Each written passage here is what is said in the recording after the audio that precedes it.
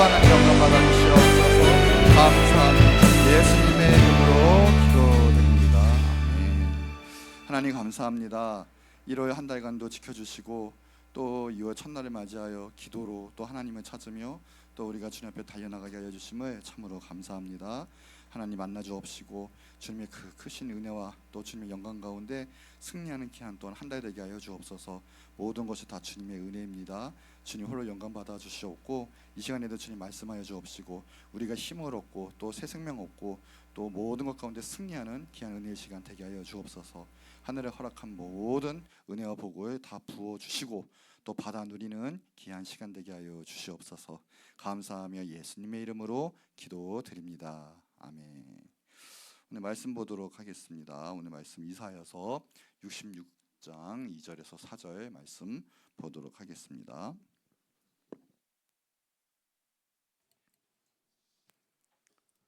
자, 우리 교독할 텐데 제가 먼저 읽도록 할게요.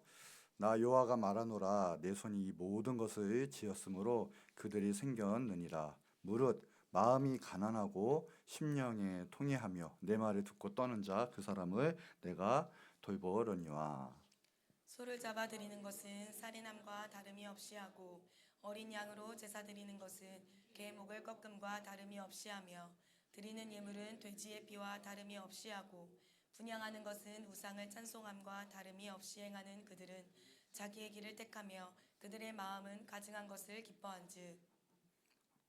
같이 읽겠습니다. 나 또한 유혹을 그들에게 택하여 주며 그들이 무서워하는 것을 그들에게 임하게 하리니 이는 내가 불러도 대답 없는 자가 없으며 내가 말하여도 그들이 듣지 않고 오직 나의 목전에서 악을 행하여 내가 기뻐하지 아니한 것을 택하였음이라 하시니라. 아멘. 오늘 하나님이 돌보시는 사람이라는 말씀으로 은혜를 나누고자 합니다. 우리 먼저 자신을 한번 축복해 볼까요? 나는 하나님이 돌보아 주시는 사람이다. 아멘. 이처럼 감사하고 또 행복하고 축복받고 기쁜 일이 어디 있겠습니까? 우리가 힘 있고 능력 있는 사람, 또 내가 원하고 기뻐하고 좋아하는 사람만 나를 사랑해주고 내가 힘이 되어주고 도와준다고 해도 정말 감사하고 행복할 텐데, 하나님이 나에게 모든 것을 인도하시고 보호하시고 돌봐주신다고 하시니 이보다 축복받은 사람은 아마 없을 것입니다. 여기 오늘 보면 본문에 보면 딱 두 가지 종류의 사람이 나오죠. 한 종류가 말 그대로 오늘 돌보아 주시고 또 함께 하시고 인도하시고 축복하시는 자가 나와요. 그런데 또 한 부류에 보면 유혹에 방치하는 사람, 그렇죠? 유혹에 방치하고 보니까 무서워하는 것을 그냥 임하게 하시고 자신에게 제일 두려운 것을 알 거예요, 사람마다. 근데 그것을 막아주시지 않고 그냥 놔두신다는 거예요. 저주받은 자죠. 그 두 부류의 사람이 딱 나오죠. 우리가 하나님께 돌봄을 받고 하나님 함께 하시고 축복받는다는 것이 너무나 가장 큰 은혜인 거죠. 오늘의 이런 축복이 있기를 바랍니다. 자, 그러면 하나님이 돌보시는 자가 오늘 말씀 그대로 누구인가 봤더니 첫 번째가 마음이 가난한 자예요. 오늘 말씀에 보니까 오늘 마음이 가난한 자는 뜻은 뭐냐면 마음이 비었다라는 뜻이에요. 마음이 비었고 겸손한 마음을 말합니다. 영어에도 보니까 험블이라고 되어 있죠. 그러니까 마음이 겸손한 사람이 마음이 가난한 사람이다 라고 하는데, 마음이 정말 가난하고 또한 마음이 낮아져서 이 안에 하나님으로 가득 차고 하나님을 모시는 사람이 정말 겸손한 사람이다 라는 거예요. 이사야서 66장 1절에도 보면 하나님 말씀하시는 거예요. 하늘은 나의 보좌고 땅은 나의 발판이고, 그러니까 너희가 나한테 무슨 집을 지겠느냐라는 거예요. 쉽게 말하면 하나님은 전지전능하십니다. 솔직히 말하면 하나님은 우리의 돈도 필요 없고요, 하나님은 우리의 모든 능력 그런 것들이 필요 없으세요.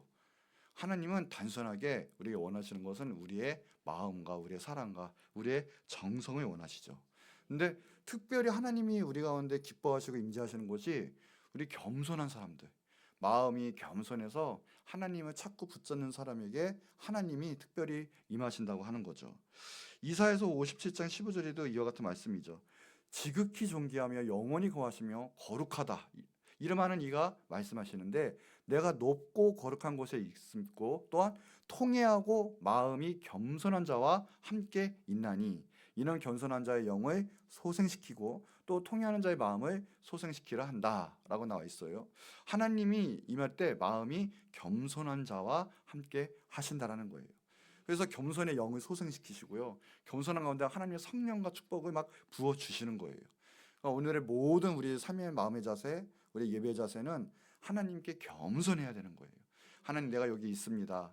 내 힘으로 나갈 수 없지만 하나님의 놀라우신 은혜와 사랑과 그 예수 그리스도의 십자가의 은혜, 그 보혈을 의지해서 내가 오늘 나아갑니다. 예배합니다. 임하여 주시옵소서 할 때 하나님의 역사와 축복이 우리 가운데 임하게 되는 거죠. 미가서 6장 8절에 보면 하나님이 원하시는 것이 있어요. 그게 뭐냐면, 사람아, 주께서 선한 것이 무엇이면 내게 보이셨나니 여호와께서 너에게 구하시는 것이 오직 정의를 행하고, 그렇죠? 인자를 사랑하며 겸손하게 내 하나님과 함께 행하는 것이 아니냐. 하나님 원하시는 것은 무엇이냐? 하나님이 말씀하신 거에 정말 정의롭게 행하는 것, 하나님 말씀에 순종해서 그 열매를 맺는 거, 행함이 맺는 거예요. 그리고 인자를 사랑하고 우리 하나님 예수님을 사랑하고 그리고 겸손하게 우리 하나님과 함께하는 것, 그것을 간절히 하나님이 기뻐하시고 원하신다는 거예요. 마태복음 5장에 보면 3절에 보면 그래요. 이 팔복도 나오는데 심령이 가난한 자가 복이 있나니 천국이 그들의 것이며 그랬어요. 가난한 자 그리고 겸손한 자가 천국을 소유하고 천국에 갈 수 있다라는 거예요. 은혜 받고 축복받는 자의 자세는 겸손이에요. 하나님 말씀하실 때 아멘인 거예요. 내 생각은 이런데, 내 뜻은 이런데, 야, 이건 하나님 모르시는 거 아니야? 이 자세는 절대 말합니다. 천국에 들어갈 수가 없어요. 구원받은 자, 하나님의 자녀의 특징은 겸손해서 하나님 말씀 임할 때 내 생각이 깨지고 나의 모든 태도가 하나님 앞에 무릎을 꿇고 하나님 모든 말씀에 아멘 하고 나가는 자세. 겸손할 때 하나님의 구원이 임하게 되는 거예요.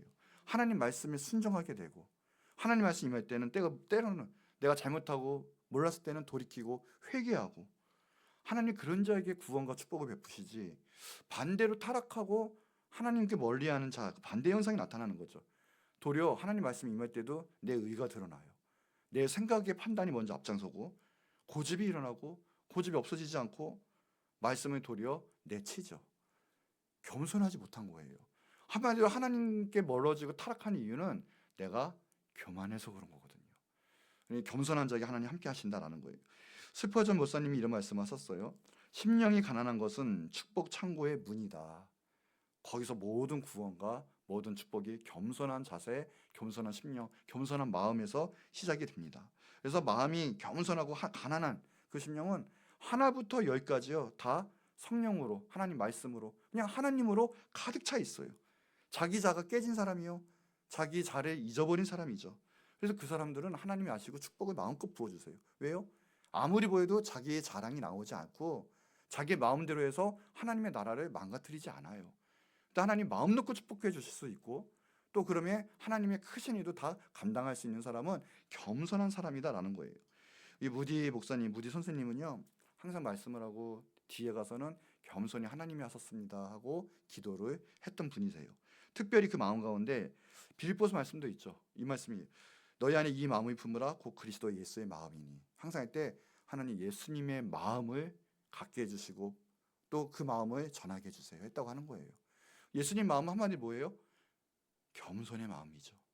왕이시지만 이 모든 건 내려놓으시고 하나님께 순종하면서 나갈 수 있는 겸손한. 그러나 반대로 교만한 자는 하나님보다는 내가 먼저 왕인 된 사람, 먼저 위에 선 사람이 그게 교만한 자예요. 이 말씀 중에 야고보서 4장 6절에 보면 하나님은 교만한 자를 물리치신다고 했어요.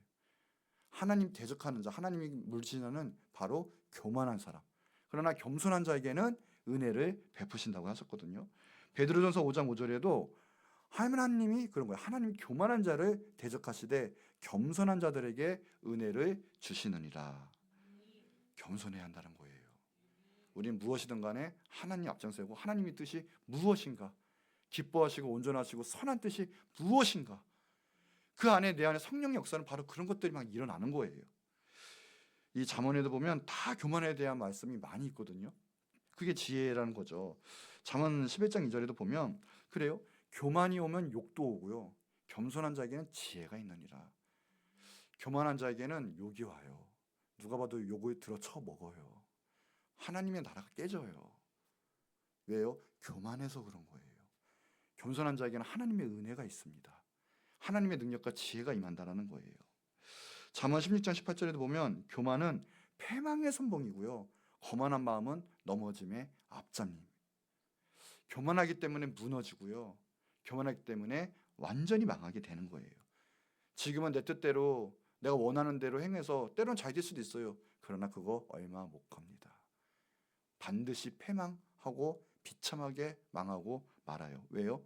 하나님은 교만한 자를 대적하시기 때문에 그렇습니다. 겸손해야 하나님의 은혜와 축복과 구원도 받아 누릴 수 있고요, 십자가 사명도 감당할 수 있고 최후 승리를 받아 누릴 수 있는 거예요. 나 겸손하지 못하고 교만하면 하나님이 다 거두어 가시는 거예요. 그래서 겸손이 결핍되면 결국은요, 모든 것이 망해요. 내 심령도 지옥불이 돼요. 내 심령도 뒤틀리고요, 주님의 사역도 망가지고, 그리고 주님 앞에 그 모든 것들 감사했던 부분도요 다 실증이 나고요, 가증한 것이 되고 말아요. 왜요? 교만해서 그렇게 되는 거죠. 한번 따라해 볼까요? 겸손의 결핍은 모든 제약의 근원이다. 한번 더 해볼까요? 겸손의 결핍은 모든 실패의 원인이다. 겸손하셔야 돼요. 교만하면 내 뜻이 먼저가 되고요, 하나님 말씀이 안 이루어지죠. 자, 오늘 성경 말씀에 또 보니까 하나님이 돌봐주시고 함께하는 축복된 사람은 바로 통회하는 자다라는 거예요. 통회하는 자. 하나님이 죄로 인해서 심한 고통을 느끼는 자를 그때서야 하나님이 돌보신다라는 거예요. 내가 이 시간에도 나는 죄 없는데 하나님 뭐 은혜가 난 필요 없어 하면 우리는 하나님의 은혜가 임하지 못하고, 또 하나님께서는 우리에게 강력한 축복을 주실 수도 없어요. 늘 우리가 먼저 하는 게 뭐니까, 우리가 하나님 앞에 저는 죄인입니다, 저는 받아 누릴 수 없는 은혜를 다 받아 누리고 있습니다, 다 하나님 영광입니다, 하나님 때문입니다, 이러면서 늘 회개하고 늘 주님 앞에 엎드려서 통회하는 심령으로 주님께 나갈 때 주님께서는 그 심령을 함께 하시고 돌보아 주신다는 거죠. 이스라엘 백성이요, 이 당시 때 하나님이 너무나 정말 어이가 없도록 우상 숭배와 함께 하나님이 멀리 떠나 있었어요. 한마디로 제약 가운데 거하고 있었어요. 제약 가운데. 그런데 이스라엘 백성은 한 가지가 있다면 뭐냐? 통회가 없어요. 죄를 회개하지를 않아요. 두들겨 맞아도 그때뿐이에요. 진심 어린 하나님에 대한 통회가 없다는 거죠. 악령의 제일 강한 역사는 한마디로 말하면 회개가 없는 거예요. 회개가 뻔뻔해지는 거예요. 말씀이 들어가질 않는 거고요, 이미 내 모든 것 가운데 나의 뜻이 이루어지고 악한 역사가 이미 잠식된 상태, 그 상태가 상당히 위험해요. 요한복음 16장 8절에 보면 성령의 역사는 다른 게 아니거든요.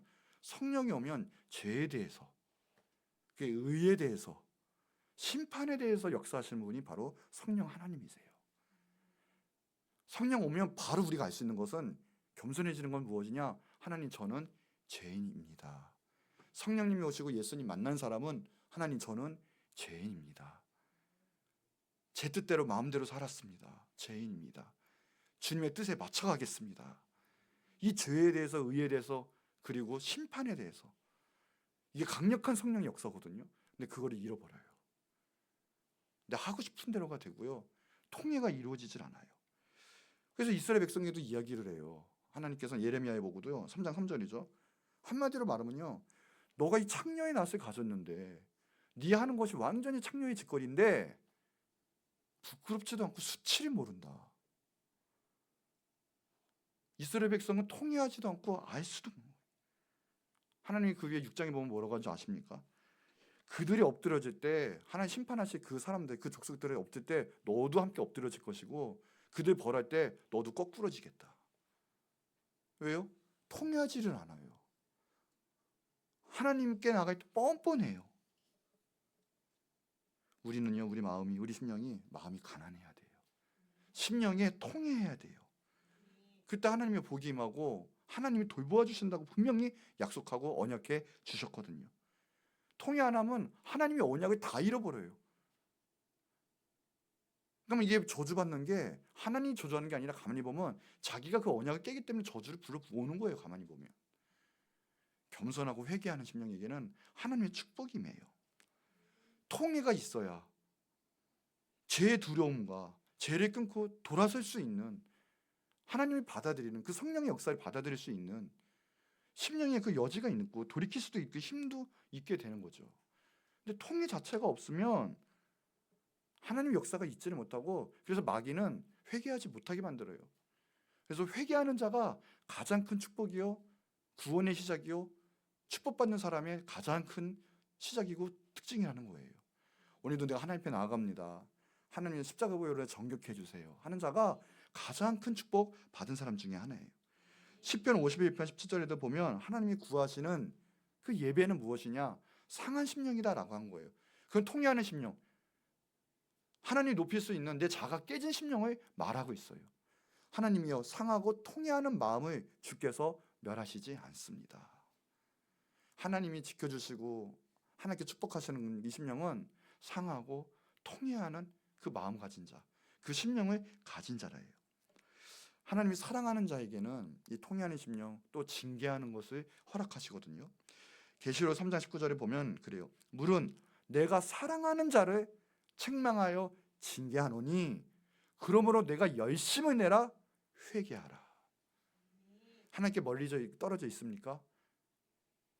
하나님의 그 길 걸어가지 않고 있어요? 하나님께 불순종하며 사명 감당하지 않고 있습니까? 그때 성령의 감동이 오는 건 뭐냐? 너 열심을 내라 회개하라. 그러나 통회하지 못하고 깨닫지 못하고 여전히 내 생각을 하나님보다 높아지고 비친다면 복받을 수가 없고, 더 나아가서는 오늘 말한 것처럼 남들이 벌받고 꼬꾸라지고 저주받을 때 같이 통하여 저주받고 꼬꾸라질 수밖에 없는 그런 사람이 될 수밖에 없는 거예요. 마틴 루터는요, 그래서 애통하고 회개할 때 나머지 정말 기절했다라는 거예요. 너무 무섭고 너무 힘들고 하나님 앞에 나가는 게 두렵기도 하고. 성 어거스틴도요, 음란한 자가 임하고 자기 뜻이 올라올 때면요, 팔뚝을 무너뜨리면서 살점이 뜯어나가도록 나는 그것만큼 하나님 앞에 지키겠다라는 거죠. 그 마음 지키고 애통하고 회개하면서, 그런 분들이 다 하나님의 기하시게 쓰임받고 귀한 선지자가 되고 종들이 된 거죠. 반대로 타락한 자들은 하나님 말씀이 들어가지도 않고 통해하지 수도 없고 합리화시키고 목이 굳어요.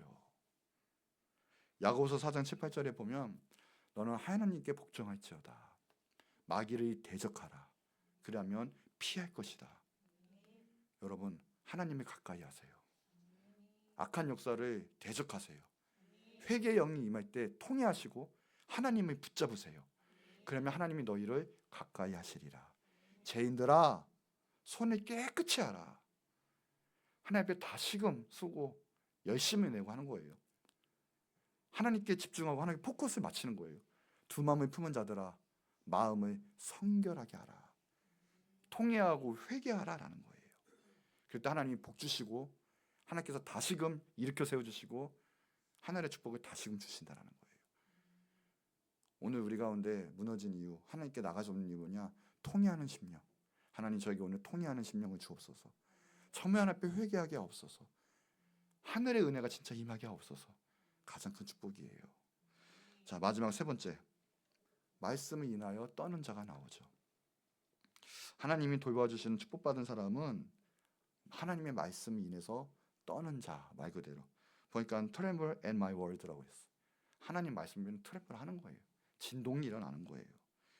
하나님 말씀을 두려워할 때, 정말 받아들이고 경외하고 정말 떨림의 역사가 있을 때 하나님께서는 그 사람이 정말, 하나님께서는 너가 나의 말을 받는구나, 나를 존귀하게 여기는구나 하면서 하나님께서는 축복을 주신다는 거예요. 우리 효자도 다른 게 아니죠. 부모님의 말씀을 그냥 잘 듣는 거예요. 그래서 내가 잘난 면이 있어도, 내가 힘이 있어도 다 떠나서 잘 듣는 거, 그렇죠? 공경하는 것. 마찬가지로 이 좋은 하나님의 자녀들은 제일 먼저 하나님의 말씀을 잘 들어요. 잘 듣는다는 뜻은 그냥 한 귀로 잘 듣는다는 뜻이 아니에요. 머리로만 알고 있다는 뜻이 아니라 그 말씀을 내 모든 삶에서 받아 누리고 모든 면에서 하나님 말씀이 임하게 만들고 그것에 하나님의 강한 성령의 역사를 만들어내는 거예요. 그게 말씀을 받아 누리는 거고, 그렇기 때문에 실제적인 역사와 생명이기 때문에 그 하나님이 한 말씀은 하나님이에요. 이 말씀이 임할 때 두렵고 떨림으로 임하는 거예요. 말씀을 알수록 두렵고 떨리는 거예요. 왜요? 그만큼 우리는 하나님 앞에 지켜내야 할 게 많아지기 때문에 그래요. 그러니까 머리로 그러는데 절대 삶이 분리가 된다. 이게 좋은 게 아니에요. 그러니까 하나님 말씀이 임할 때는 내가 반드시 지켜내야 되고 살아내야 돼요. 그러니까 말씀이 더욱더 떨리기도 하고 또 기대되기도 하고 그 말씀이 나를 살리기도 하는 거죠. 그런데 그것이 없는 자, 그러니까 하나님 말씀은 솔직히 말하면 하나님 말씀하면 공부하는 게 아니에요. 하나님 말씀은 받아 먹는 거예요. 실제적인 나의 구원의 역사요, 생명의 역사라는 거예요. 오늘도 하나님 말씀이 임할 때 내가 지금 영혼이 살아가는 거예요. 악한 게 떠나가는 거예요. 천국으로 더 달려나가고 있는 거예요. 하나님이 임하고 있는 거고 성령 역사가 임하는 거예요. 말씀이 두렵고 떨리는 걸 받아내는 거예요. 내마의 말씀, 바로 나의 말씀으로. 이게 강력한 하나님의 축복받을 하나님의 역사라는 거예요. 근데 그런 역사가 없으면 예배 때도 말씀할 때도 뭐 할 때도 그냥 말씀만 글자요, 말씀 듣는 것도 단순한 하나님의 예배 행위밖에 되지가 않아요. 오늘 말씀 임할 때는 하나님 이 말씀이 내 말씀입니다. 하나님 말씀이 이루어지시고 하나님 말씀이 이루어집니다. 하나님 말씀이 이루어지게 하여 주옵시고 이 말씀을 통해서 하나님 나를 향해서 나타내신 하나님의 영광, 하나님의 역사를 보여주시옵소서. 하나님 말씀은 두렵고 떨리는 거예요. 그러니까 말씀 또 설교 이 모든 것 가운데 두렵고 떨림을 받는 사람. 그렇지 못하면 말씀이 두렵지도 않아요. 그러니까 말씀을 읽지도 않아요. 묵상도 없고요. 받아 누릴 수도 없고요. 설교도 내 말씀이 아닌 비교 판단, 또 우리 기도해 주는 사람의 충고들도 받아 누릴 수도 없고요. 그런 사람에게는 하나님 축복이 임할 수가 없죠. 잠언 13장 13절에도 보면 말씀을 멸시하는 자는 자기에게 패망을 이루고 계명을 두려워하는 자는 상을 받느니라. 오늘도 말씀을 두렵고 떨리는 받는 자는 하나님이 임했고 정말 축복이 임한 거예요. 여러분이 기도한 모든 큰 상금, 여러분이 기도한 모든 오늘 상이 오늘 임한 거예요. 그거 얼마나 좋아요. 말씀을 가까이 하시고 말씀을 먹으시고 말씀을 들으시고 말씀을 이루세요. 그러나 말씀을 멸시하는 자는 이미 망한 사람이에요. 뭐 해도 안 돼요.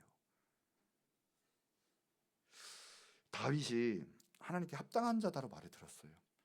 다윗은 어떤 하나님의 사람이었냐? 다윗도 연약한 자죠. 인간이었어요. 같은 인간이에요. 그러나 한 가지 남다른 열정과 열심이 있었다는 것은 무엇이냐? 하나님 말씀을 정말 잘 귀 기울이고 청정하고 말씀을 내 모든 것 가운데 1순위로 두렵고 떨리는 거로 받아냈다라는 거예요. 그래서 한 번은 죄를 졌고도 나단 선지자의 말씀이 임해서 나단 선지자가 다윗에게 말을 합니다. 하나님 말씀을 하죠. 그럴 때 왕이에요. 더군다나 지금은 세계 최대의 왕국을 일으켰어요. 제일 부강한 나라고 제일 부유했던 왕이고 힘이 있는 왕이었어요. 겸손하다 하지만 그래도 좀 교만할 법도 한데 하나님 말씀이 임할 때는 그 자리에서 하나님 말씀을 다 받는 거예요. 회개하고요. 침상이 다 눈물에 젖을 때까지 내가 하나님 마음을 아프게 했습니다. 하나님이 선민 이스라엘을 정말 하나님의 뜻 가운데 다스려야 되는데 도리어 내가 내 유익과 내 죄성으로 하나님 죄를 짓고 말았습니다. 철저히 통회하고 하나님 말씀을 두렵고 떨린 마음으로 회개하며 말씀을 받아 누렸어요. 그래서 하나님께서는 그걸 보시고요. 너의 왕자를 끝까지 지켜주겠다. 그 아들이 개판쳤거든요. 솔직히. 완전히 우상이나 우상 다 받아 누리고요. 왕국이 쪼개지고 난리가 났어요. 그런데 딱 하나 너 아버지 때문에 다윗 때문에 너까지는 내가 지켜주겠다. 하나님 그 약속을 하셨어요. 너의 왕. 그러니까 다윗을 아신 거예요. 내가 아무리 열심히 했어도 내 때 내 왕국이 무너지는 거와 내 자녀 때 왕국이 무너지는 거 보면 얼마나 마음이 아플까요? 근데 하나님 그것도 아신 거예요. 내가 너 아들 해서도 지켜내 주겠다. 너 때는 내가 왕권을 지켜주겠다는 뜻이에요. 아픔이 없게 하겠다는 거예요. 쉽게 말하면. 왜요? 너가 내 말에 청중했으니까. 말씀이 두렵고 떨리는 게 받는 자. 하나님이 그것을 너무나 기뻐하시고요, 축복하시고 돌보아 주신다는 거예요. 우리 한번 같이 한번 읽을게요. 이거는요, 역대하 36장 한번 읽어볼게요. 그 2장 20절까지. 자, 천천히요. 시작. 그 조상들의 하나님 여호와께서 그의 백성과 그 거하시는 곳을 아끼사 부지런히 그의 사신들을, 자, 어떻게 한다고요? 하나님이 너무 이스라엘 백성을 아끼니까 쉬신 게 아니에요. 그리고요, 무조건 혼내신 것도 아니에요. 너무 하나님 아끼시니까 부지런히 하나님 말씀 가진 자를 통해서 말씀을 전해주셨어요. 계속 그 백성에게 쉼없이 보내주셨어요. 자, 그 이유 읽을게요. 시작. 그의 백성이 하나님의 사신들을 비웃고 그의 말씀을 멸시하며 그의 선지자들을 욕하여 하나님의 진노를 그의 백성에게 미치게 하여 회복할 수 없게. 그런데 어땠어요? 왜 패망할 수밖에 없어요? 이스라엘 백성들이 하나님의 말씀이 임한, 그러니까 하나님 말씀이 똥 청둥처럼 울리는 게 아니라 하나님 말씀을 가진 자를 보내시거든요. 근데 그 백성이 하나님의 사신들을 비웃고요, 그 말씀을 멸시한 거예요. 그 선지자들이 욕하고, 하나님을 욕한 거고 하나님을 멸시한 거예요. 하나님이 진노하셨어요. 회복할 수 없게 하셨다. 17절이요. 시작.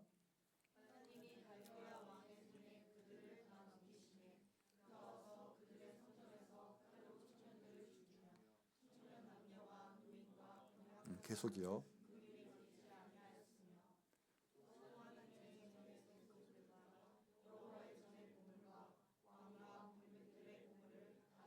계속이요.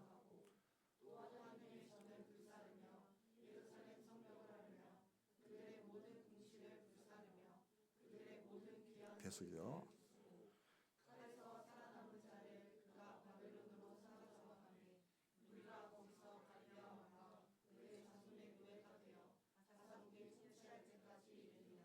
자, 성경 말씀 그대로죠. 완전히 패망했어요. 죽고요, 포로 가고요, 성전이 무너져서 비참한 영육간에 다 무너지고요, 다 끌려가고 모든 국고, 성전에 있는 모든 성물 다 팔려갔어요. 회복할 수 없게 하겠다. 근원은 뭐예요? 왜 그렇게 됐을까요? 하나님이 계속 사인 주실 때 그거 아니야, 그거 아니야, 돌아와, 회개해, 겸손해. 그때 어떻게 했다? 멸시했다, 비웃었다. 하나님 말씀을 두렵고 떨리는 마음으로 받지 않았어요. 여러분, 하나님 말씀 두렵고 떨리는 자, 하나님이 그걸 너무나 기뻐하세요. 하나님을 존귀하게 여긴다는 뜻이기도 하고 하나님을 예배한다는 뜻이기도 하는 거예요. 하나님의 사인이 임할 때 절대 비웃지 마세요. 사인이 있을 때, 말씀이 임할 때, 그리고 여타 모든 환경에서 사인이 임할 때, 아멘, 하나님 이게 혹시 이 뜻입니까?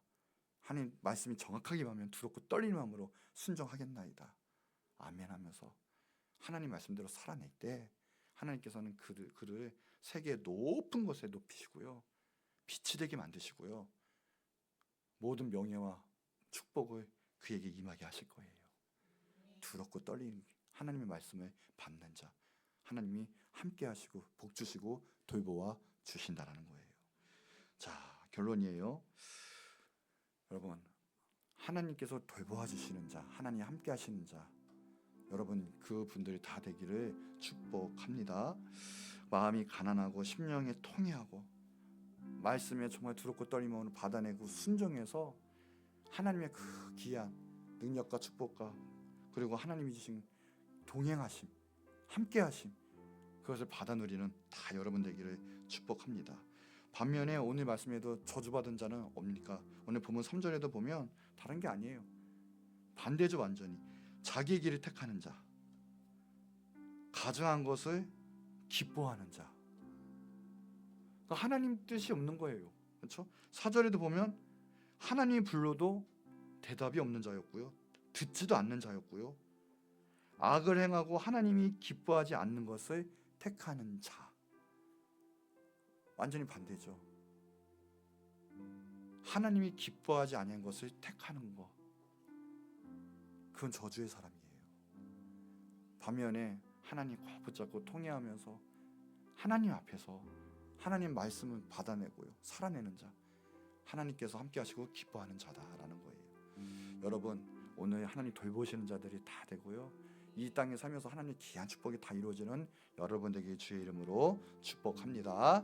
기도하겠습니다. 하나님 아버지 감사합니다. 하나님, 오늘 하나님의 말씀, 하나님 말씀 가운데 임할 텐데 하나님이 축복의 사람들이 다 된 줄 믿습니다. 하나님, 이제 마음 가운데 겸손하게 하여 주시고 또 늘 통회하면서 하나님을 가까이 하고 하나님 말씀을 들었고 떨림으로 또 그 모든 것을 순종하며 살아가고 하나님 말씀대로 살아갈 수 있는 우리들이 되게 하여 주시옵소서. 우리를 사용하여 주옵시고 우리를 모든 것 가운데 승리케 하여 주시옵소서. 반면에 하나님 기뻐하시지 않는 것, 하나님 그 길 쫓아가고 가증한 것을 행하는 것, 그 모든 것이 예수 그리스도의 모든 십자가의 은혜로 소멸되고 또 떠나가고 그 모든 것 가운데 하나님의 기하신 은혜만을 구할 수 있는 우리들이 다 될 수 있도록 축복하여 주시옵소서. 이 일의 이후로 한 달간 승리할 줄 믿습니다. 특별히 월사 헌금난 이분들 가운데 하나님의 기하신 돌보심의 역사, 큰 축복이 있게 하여 주옵시고 날마다 승리하게 하여 주시옵소서. 감사하며 예수님의 이름으로 기도드립니다. 찬양하겠습니다. 주님 말씀하시고 주님 말씀하시면 내가 나가리라. 주님 뜻이 아니면 내가 멈춰서리다. 나의 가고 서는 것 주님 뜻에 있으니 오 주님 나를 이끄소서. 주님 말씀하시며 주님 말씀하시면 내가 나가리다. 내 인간적인 모든 것 내려놓게 하여 주시옵소서. 성령으로 내 모든 생각을 사로잡아 주시옵소서. 나의 가고 서는 것 주님 뜻에 있으니 나를 이끄소서. 나를 이끄소서. 주님 뜻하신 그곳에 뜻하신 그곳에 나 있기 원합니다. 아멘. 순종하며 살리니 주님 앞에 나아갑니다. 공유하며 나아갑니다.